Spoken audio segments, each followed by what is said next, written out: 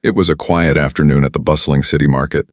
Sunlight spilled over colorful stalls, and the scent of fresh bread mixed with the faint tang of flowers from a nearby vendor.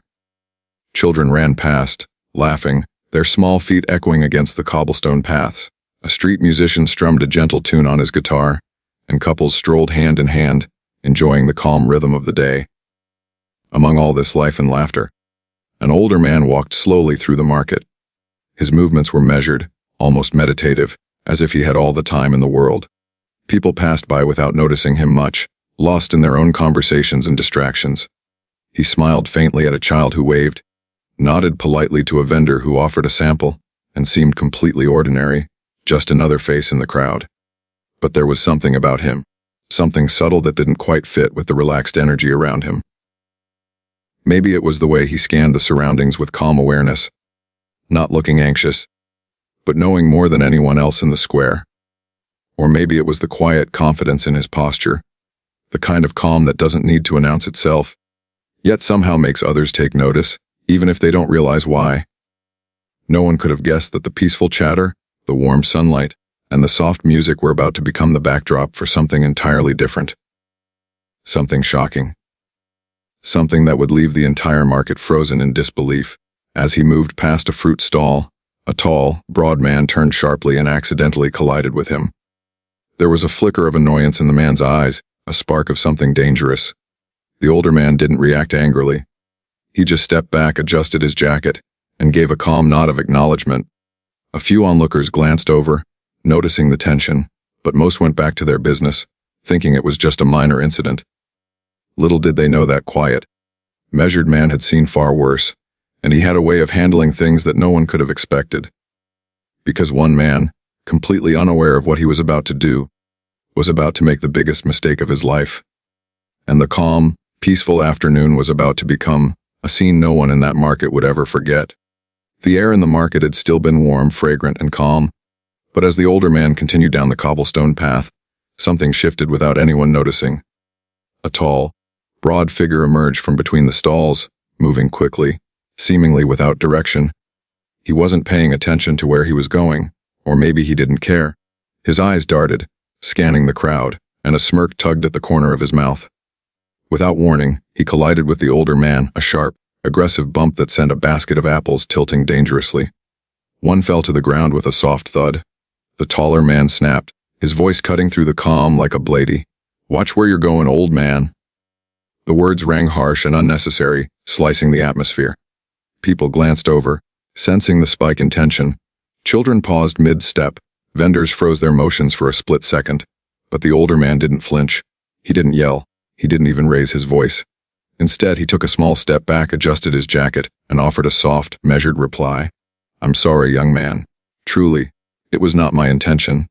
The taller man's eyes narrowed. He wasn't interested in an apology. He was looking for dominance, for someone to submit, for someone to react the way he expected. And when the calm, composed response came, it seemed only to fuel him. The bully leaned in closer, his shadow falling over the older man's face. He sniffed derisively and spat words coded in contempt. "Don't apologize to me. You should know better. You should—" But before he could finish, the older man's gaze met his. Not angry, not fearful, not even annoyed, just calm, unshakable. And in that moment a subtle, unspoken power radiated from him, so quiet yet so profound that it made the aggressor hesitate ever so slightly. People began to notice. A few onlookers shifted, instinctively pulling their phones out, already sensing that this was not just a petty argument. Something unusual was unfolding in the heart of the market, something that carried weight, something that demanded attention. The bully, frustrated by the lack of reaction he expected, stepped closer and jabbed a finger toward the older man's chest. His voice rose rougher now, dripping with arrogance. "You think you can just stand there quietly while I speak to you like that? I don't care how calm you are. I'm not afraid of you, old man." Not one bit. The older man remained still, unbothered. He didn't step back. He didn't tense. His hands rested lightly at his sides. The calmness was unnerving, and the crowd began to murmur among themselves. "Who is this guy?" they whispered. "Why isn't he reacting?" But the bully wasn't done. He scanned the crowd, saw the attention he was drawing, and smirked, thinking the bystanders were silently cheering him on. He raised his voice, taunting the man further. "Everyone's watching now. Old man, don't think your quiet little attitude will save you. You're nothing. A ripple of tension moved through the onlookers. Some felt uneasy. Others were rooting silently for the older man. And then, as if sensing the collective energy, the older man finally spoke, not in anger, but in a low, steady tone that cut through the noisy. I'm not here to fight you, but you're about to learn a lesson, whether you want it or not. The words were calm, almost gentle, yet they carried a weight that no one could ignore. The bully laughed a harsh, cruel sound, thinking it was a joke. Lesson from you. You're funny. He sneered, his confidence swelling. I've dealt with men twice your age. You're nothing. The older man's lips curved into the faintest of smiles, not mocking, not threatening, but a smile that suggested he knew exactly what was coming. The market seemed to pause. The air itself felt heavier. Even the musician had stopped strumming. The apples on the ground were forgotten. Every eye was on the two men, the bully brimming with arrogance, and the calm, unassuming older man who, to everyone else, seemed ordinary. Then the bully did something impulsive. He shoved the older man roughly in the shoulder, hard enough to make a bystander gasp, hard enough to make a couple of people step back instinctively. But the older man didn't stumble, didn't flinch, didn't even raise a hand. He just steadied himself, still calm, still measured, still observing. The bully's eyes widened slightly, not at fear, but at confusion. How could someone remain so completely unshaken after such aggression? And in that moment, the first seeds of doubt began to form in the bully's mind. A tiny flicker of awareness. He realized, too late, that he might have underestimated this man. Before anyone could intervene, the older man leaned in just slightly, his voice soft but audible. I've seen more than you can imagine, and this is just the beginning. A murmur ran through the crowd. Phones were raised. People stepped closer. There was an electricity in the air, a tension that made every heartbeat quicken. Something was about to happen. Something that no one in that market would ever forget. And yet, at this very moment, the bully still thought he was in control. He still believed he had the upper hand. He had no idea that the calm, older man in front of him wasn't just any man. He was someone who had trained, prepared, and mastered the art of turning arrogance into its own undoing. The calm before the storm stretched just a little longer, and then the bully crossed the line he could never uncross. The market, once filled with laughter and casual chatter, now buzzed with tension. Onlookers stopped their shopping, their attention magnetically drawn to the growing confrontation. Phones appeared in hands like magic. People instinctively sensed that they were witnessing more than just a simple argument. Something dangerous, something unpredictable, was unfolding before their eyes. The tall bully, chest heaving and face flushed with adrenaline, circled the older man like a predator testing his prey. Each step was heavy, deliberate, meant to intimidate. He jabbed the air with his fists, smirk curling over his lips. You think you can just stand there and look calm? You think I care about your sorry excuses? He spat. The older man, unshaken, didn't move an inch. His gaze remained steady, almost meditative. There was a patience in his stance, a quiet force that contrasted sharply with the bully's raw aggression. And yet, it was unnerving. The crowd could feel it, a tension like the calm before lightning strikes. You're pathetic. The bully shouted, his voice echoing off the walls of the market square. Everyone's watching, and you're making yourself look weak. A couple of bystanders whispered among themselves, shocked by the calmness of the older man. Why isn't he reacting? One asked. Another shrugged nervously, unsure whether to intervene or just watch. The bully leaned in closer, invading the older man's personal space. He shoved him roughly again, expecting a flinch, a glare, or at least a reaction. But the older man simply adjusted his jacket, took a tiny step back, and continued looking straight into the bully's eyes. No fear, no anger. Just calm, measured focus. Something in the bully's expression shifted. Frustration, confusion, a flicker of doubt. How could someone stand so still, so unshakable, in the face of such aggression? Do you hear me? The bully roared, pointing a finger at the older man. You're nothing. Just, Before he could finish, the older man's voice cut through the chaos, low and steady, almost hypnotic in its calmness. I am not here to fight, but you are testing limits you do not understand. The crowd stiffened. Phones stopped recording mid-air. Vendors leaned over their counters, eyes wide. A child clutched his mother's hand tightly. Everyone sensed that the older man's words carried more than just calm. They carried experience, control, and warning. The bully laughed, a harsh, grating sound. Experience. Control? Don't make me laugh. I deal with men like you all the time. He jabbed his finger at the older man's chest again, just slightly, enough to threaten, enough to provoke. But the older man didn't step back. He didn't tighten his fists. He didn't raise his voice. He just looked at the bully, calm and unwavering, and the silence between them stretched like a taut rope. The tension began to ripple through the crowd. "Who is he?" murmured someone nearby. "How is he not afraid?" whispered another. A few teenage boys whispered to each other, recording videos on their phones, sensing virality in real time. The bully, sensing attention, tried to escalate further. He raised his voice even louder, calling the older man every insult he could think of: weak, old, useless, pathetic. He pushed and shoved again, this time a little harder. People gasped. Some stepped back, unsure if the situation would erupt into violence, and still the older man didn't react. Not a muscle twitched in anger or fear. Instead, he leaned in just slightly, his eyes locking onto the bullies with quiet intensity. "I have tried to stop you," he said softly, but every word carried weight. "Not for me, but for you. Because you are blind to the consequences of your actions." The bully laughed again, thinking it was mockery, and bellowed, "Consequences? From you. Don't make me laugh. You're nothing." But the calm, measured voice of the older man did something strange. It made the bully hesitate. Just a tiny flicker. The first crack in his overconfidence. For a moment, he felt unsure, as if he were standing on the edge of something he couldn't see. The crowd noticed it too. They could feel the bully's dominance wobbling. And yet, no one knew what was coming next. The air was thick with anticipation. Every whisper, every cough, every shuffle of a foot seemed amplified. The older man didn't move closer. He didn't threaten. He just stood there, composed, letting the bully's aggression reach its peak. And then the first real line was crossed. A shove. A push. Hard enough to make the older man stumble slightly, but still he didn't retaliate. The bully smirked, thinking he had broken through. But the calm, unshakable stare of the older man told a different story. One that only those paying close attention could see: patience, control, and a readiness that no one expected. A few bystanders exchanged glances. "Something's about to happen," someone muttered. Phones continued to record. Hearts raced. The market had turned from a peaceful afternoon to a powder keg of tension. And at that exact moment, the bully made a fatal error, a line that could never be uncrossed.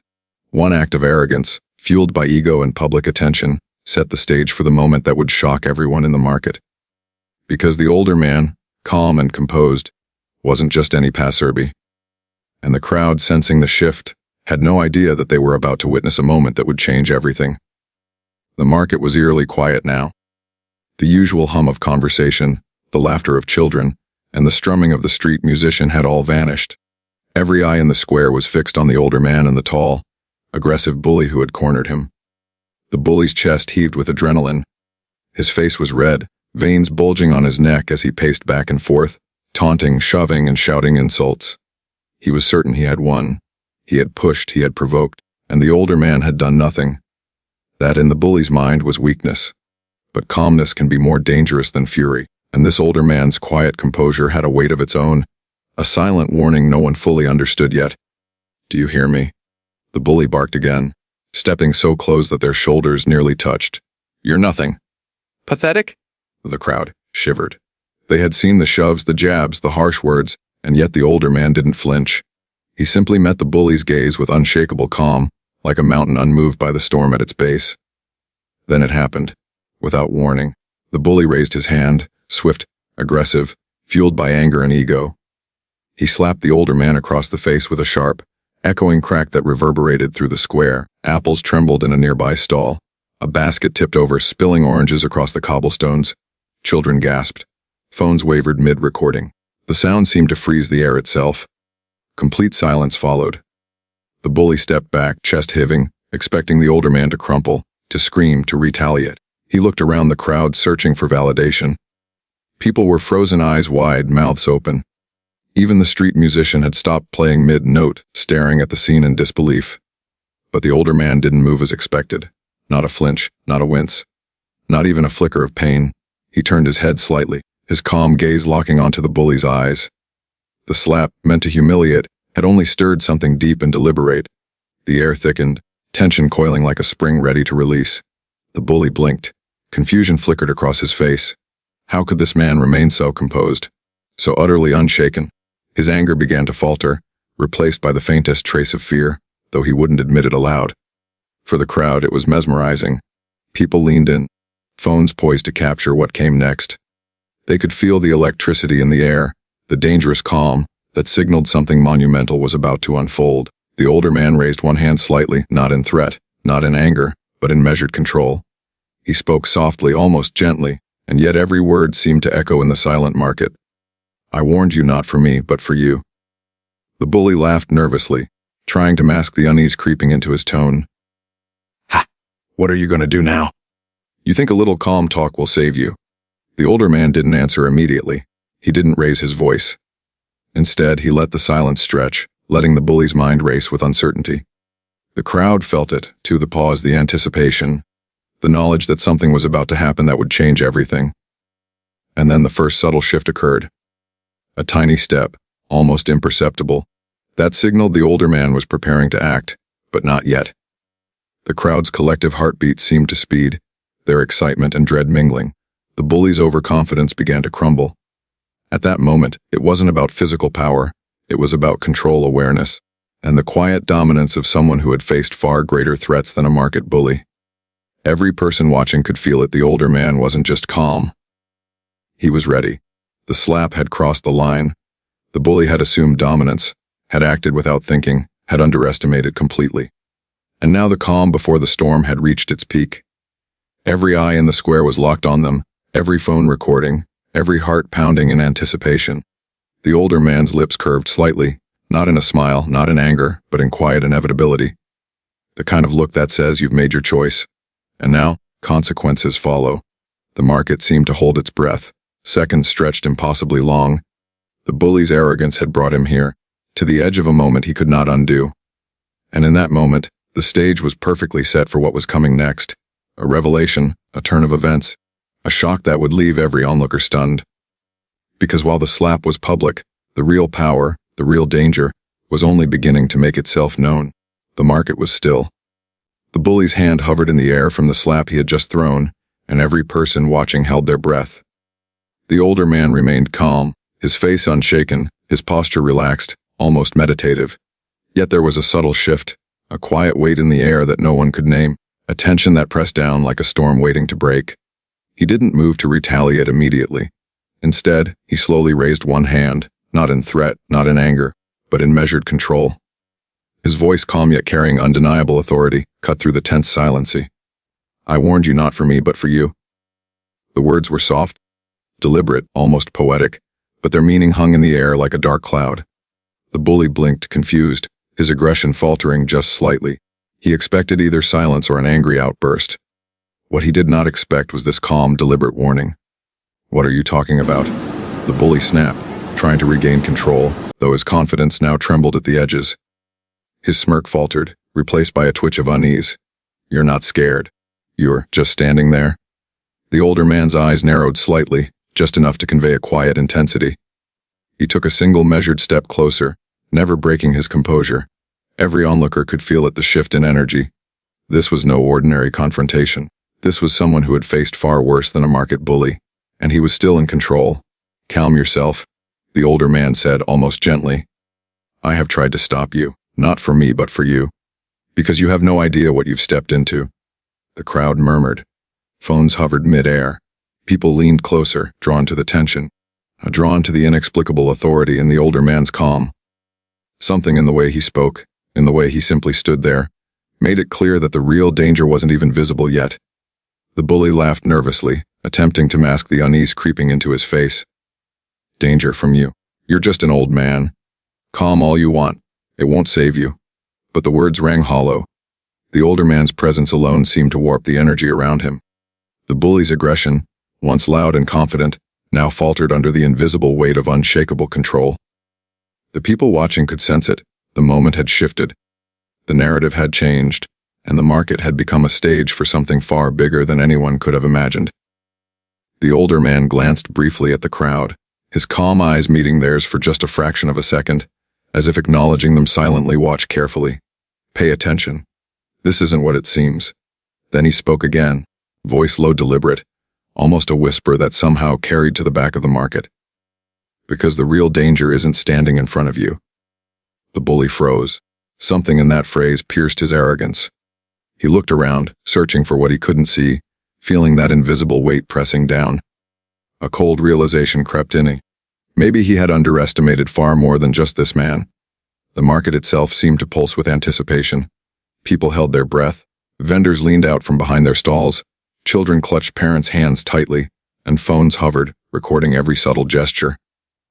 Every eye, every heartbeat, was focused on the older man who had refused to react, who had absorbed humiliation, and yet still radiated power and authority. The bully's face twisted in frustration. He jabbed his finger once more, almost instinctively, as if trying to assert dominance. But the older man didn't flinch. He didn't even move. The gesture seemed almost insignificant against the calm, deliberate energy radiating from him. Some of the crowd began to whisper. Who is he? What does he mean by real danger? Is this guy trained? Phones zoomed in, capturing every micro-expression, every subtle shift in posture, every moment that screamed, something is coming. The older man's hand rose slightly, not threatening, but purposeful. His eyes locked onto the bullies with unwavering precision, measuring, calculating, controlling. And in that instant, the market seemed to grow smaller, the air heavier, every person aware of the silent message, this is not over, and you are about to pay for underestimating him. The bully's confidence cracked. A flicker of fear appeared, though he tried desperately to hide it behind a mask of arrogance. He didn't yet understand what was coming. He couldn't. The older man had already seen the path ahead, every mistake, every misstep, every consequence, and he had the calm, unshakable patience to let it unfold in his own timing. The crowd felt it. The tension was unbearable. And yet, the older man remained perfectly composed, almost serene, radiating a sense that he was never truly in danger. The market had transformed from a place of peace to a stage of silent dread, with everyone watching, waiting, hearts pounding, phones recording, breaths held. A subtle shift in the older man's posture signaled the audience the storm was coming. The bully had no idea what was about to hit him. The calm before the storm stretched on, but the inevitability of consequences loomed large. And in that frozen moment, one truth became impossible to ignore: the slap was just the beginning. What had been unleashed now, in the quiet and measured gaze of this older man, was far beyond anything the bully, or the crowd, could have imagined, because the real danger wasn't standing in front of him. The tension in the market had reached a breaking point. Every bystander, every phone camera, every whisper in the crowd was focused on the older man and the trembling bully. For a heartbeat, time itself seemed to slow. The calm, measured presence of the older man contrasted so sharply with the bully's raw aggression that the difference was almost surreal. Then came the rumble. A low, distant sound that at first seemed like traffic, but it was something else entirely: heavy, deliberate, and unmistakably powerful. The crowd instinctively stepped back, turning their heads toward the source. Black SUVs appeared at the edge of the square, sliding into place with military precision. Doors opened in unison, and men in dark suits, earpieces visible, began moving with absolute control. The market was no longer just a public square. It had become a controlled scene, cordoned off by authority. The bully froze. Panic flickered in his eyes. This was beyond anything he could comprehend. He glanced at the older man, expecting fear, for him to be intimidated. But all he saw was calm, unwavering composure. And in that moment, the bully realized something he could never have anticipated. This was not a simple confrontation. The crowd gasped collectively as one of the agents approached the older man, bowing slightly in deference. And then, a figure stepped forward, a man in a tailored suit, radiating authority. He scanned the scene quickly, his eyes landing on the older man. His voice, calm but commanding, cut through the stunned silence. "Dad, are you okay?" The older man turned slightly, a faint smile touching his lips, and nodded. The words hung in the air, heavy with meaning. The bully's eyes widened in disbelief. He had just slapped a man, someone he assumed was an ordinary elder, someone vulnerable, and now he understood the truth. This was no ordinary man. Agents moved with precision, subtly guiding the crowd back, securing the area without a single shot fired, without a word raised unnecessarily. The market, which had been chaotic with tension moments before, was now under controlled observation. Phones continued recording, but the audience of witnesses could feel the shift from casual curiosity to awe, to a mixture of fear and respect. The older man's calm remained unshaken. He adjusted his jacket, looking around the square, then finally back at the bully. There was no anger in his gaze, only clarity. "You made a mistake," he said quietly, the words deliberate, almost surgical. A mistake you will never forget. The bully stumbled back, his bravado crumbling completely. He had expected resistance, maybe even fear, but this was beyond fear. This was authority, experience, and consequence rolled into one presence. Every step, every breath of the older man conveyed that the power in this situation was absolute, and the bully had crossed a line he could never uncross. The crowd murmured. Whispers passed from person to person. Phones recorded the moment in high definition. Children, teens, adults, all were transfixed. Even those who had previously laughed at the confrontation now understood they had been witnessing something extraordinary. The Chief of Homeland Security, now unmistakably revealed as the son, placed a reassuring hand on the older man's shoulder. The older man looked at the bully once more, calm, deliberate, and unyielding. That's when he realized. Someone whispered in the crowd, voice trembling, who he had just slapped. The bully's face turned pale. Humiliation, shock, and fear collided violently in his mind. He had assaulted a man who commanded respect not just through training, but through legacy, influence, and the quiet, unshakable authority of someone who had lived and mastered far more than the bully could ever imagine. The older man didn't gloat. He didn't raise his voice. He simply stood there, calm, measured, in full command of the situation.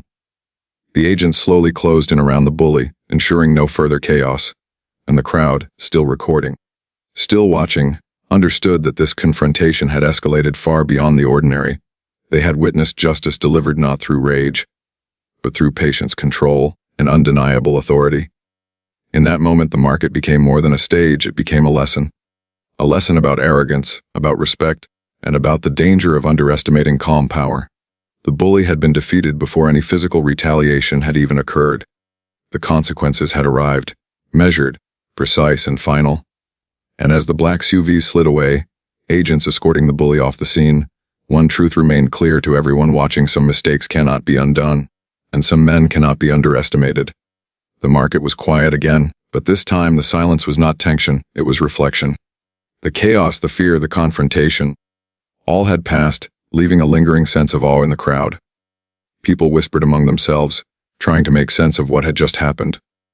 Phones were still recording, but now, instead of capturing conflict, they captured a lesson: calm power, patience, and respect are far stronger than arrogance and aggression.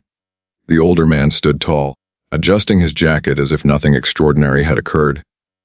His calm demeanor remained, but there was now a warmth in his expression, a subtle reminder that what had just unfolded was not about punishment or revenge, but about teaching a lesson in respect. The bully had been escorted away by the agents, still trembling, still in disbelief. His arrogance had evaporated, replaced by the uncomfortable awareness that he had underestimated someone who was far beyond his comprehension. And though the older man did not gloat, did not shout, the lesson was written plainly in his calm posture: respect is earned by how you carry yourself, not how loud or aggressive you are. The crowd began to murmur, a mix of relief, admiration, and inspiration. People approached cautiously, some nodding in gratitude, others simply staring, captivated by the quiet force that had turned an afternoon of confrontation into a moment of revelation. A young man in the crowd asked softly, Who is he?" The older man smiled faintly. "Someone who's learned that respect should never depend on strength or fear. It comes from patience, control, and understanding, from seeing the consequences before they happen and choosing the right path anyway." A mother whispered to her child, "Remember this. Being calm doesn't mean being weak. Being calm means being stronger than anger, stronger than hate." The older man glanced at the market around him, at the spilled oranges, the scattered baskets, and the quiet witnesses. His eyes softened as he spoke again, addressing not just the crowd, but the viewers who would later watch this video. Some people think respect is something you demand. They think it comes from fear, from power, from aggression. But that is a lie. True respect comes from humanity, from knowing who you are and how to honor others, even when they seem powerless or ordinary. That is strength. That is control. That is the power that cannot be broken. A hush fell over the square. The street musician tentatively strummed his guitar again, a soft melody filling the space, a gentle reminder that life continued even after confrontation. People started to return to their business, but they did so with a changed perspective. They had witnessed more than a fight. They had witnessed a living lesson in patience, awareness, and moral authority. Then, as the older man walked slowly toward the edge of the market, He turned slightly toward the crowd and offered a final, quiet thought. Forgive those who act out of ignorance, but never ignore the lessons that life teaches. And remember, respect should be given because we are all human, not because someone forces it. The cameras, the phones, the people all recorded this moment. The crowd began clapping quietly, a ripple of acknowledgement that this was more than a viral incident. It was an experience that would stay with them long after they left the square. Finally, the older man disappeared from view, leaving behind a market transformed, not by violence, not by fear, but by the quiet, undeniable power of calm, wisdom, and humanity. Because respect is not about fear, it is not about who hits first, who shouts loudest, or who looks strongest. Respect is about recognizing the humanity in everyone, even those who appear ordinary. And sometimes, the greatest power is shown not in action, but in restraint. The lesson had been delivered. The bully had learned it the hardest way possible, and the world, just for a moment, remembered that calm authority and moral strength always triumph over arrogance and aggression. And the message lingered in every mind, every heart, and every screen that had captured the story. If you believe respect should be given to everyone, comment respect.